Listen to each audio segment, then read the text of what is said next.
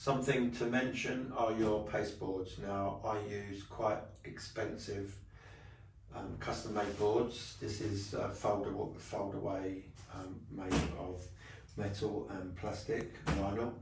You can buy cheap versions which are made of wood and have a hardboard top. I think they're around £20. They'll last you wall after wall. If I'm working doing this, day in, day out, week in, week out, I need something more hard wearing. There's not a lot wrong with those hardboard tables. It's just that they tend to fail after a few uses, a few weeks, a few months. I need something longer lasting. Again, it's all economy for me. The more money I spend now, the less I have to spend in the future. So these boards, I believe, are about 6 by 2 foot wide. That's a little wider than most wallpapers, so that's what you need. And those hardboard tables that you can buy in Wickes and B&Q, they're perfectly sufficient. But these are good ones. They were about £70. These will last me for a couple of years at least.